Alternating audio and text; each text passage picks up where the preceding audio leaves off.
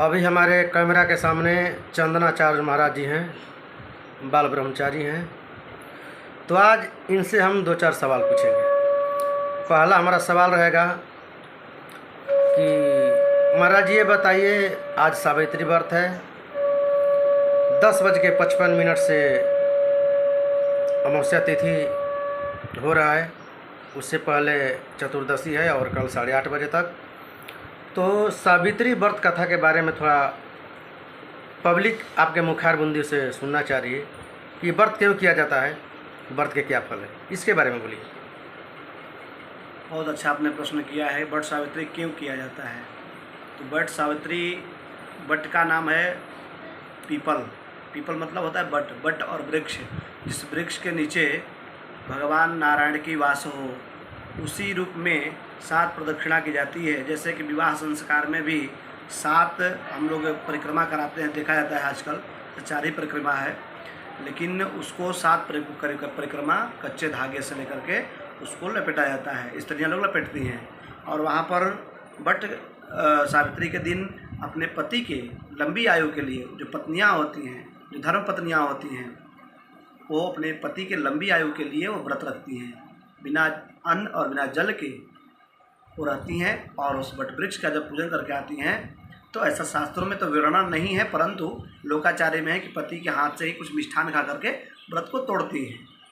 क्योंकि सावित्री मतलब होता है सती सावित्री, और लोग बोलते हैं सती सावित्री, तो वो अपने पति को ही केवल पति परमेश्वर मानना है संसार जगत में, इसलिए सती कहा गया है।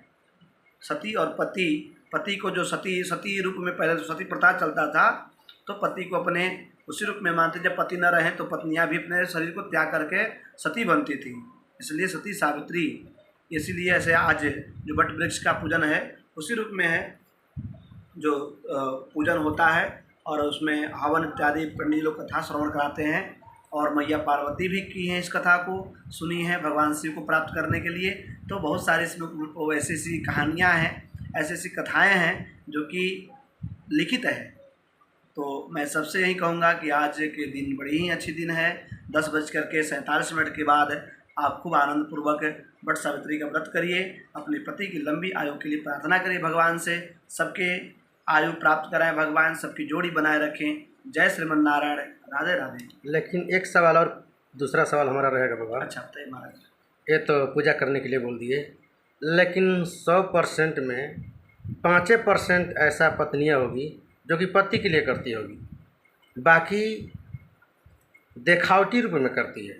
क्योंकि पति के उस समय पानी पिलाएगी और टीका लगाएगी, पैर छुएगी, लेकिन बाद में क्या करती है उसके बारे में बोलिए। आप अपने एक प्रश्न किया तो वह सत्य है, परंतु आज का जो समय चल रहा है कलयुग है। क्योंकि आज एक स्त्रियां एक पुरुष पे नहीं है, एक पुरुष एक स्त्री पे नहीं है। और ये बात सत्य मैं नहीं कर सकता हूँ, ये हर व्यक्ति, हर स्त्रियां और हर पुरुष कर सकता है आज के समय में। क्योंकि ये देखा जाता है कि एक स्त्रियों का 5-5 ऐसे लोग होते हैं जो कि पति को अपने परमेश्वर रूप में मानती हैं, बात किसी और से करती हैं। तो कहने का अर्थ है कलिकाल है, कलिकाल कुठार लिए फिरता है, जो मस्तिष्क पर है कलयुग सवार है। परंतु ये भी हो रहा है, बहुत बड़ी बात है महाराज जी, होना चाहिए। जैसे भी हो रहा है अच्छा है, कोई उसमें पति को भी सुधार करना चाहिए, पत्नियां को भी करना चाहिए, दोनों लोग सुधार करना चाहिए, दोनों लोग सुधार करना चाहिए। और बहुत ही दिखावटी में नहीं, पति के लिए सत्य ही निष्ठा के पूर्वक धर्म और आचरण के संस्कार के साथ पूजन करना चाहिए। क्योंकि ये बात जैसे स्त्रियां जो सावित्री व्रत कर रही है तो उनको सावित्री की तरह रहना भी होगा। तो चलिए मेरे दोस्त, फिर मिलेंगे अगला वीडियो में। जय हिंद, जय भारत, जय माता दी।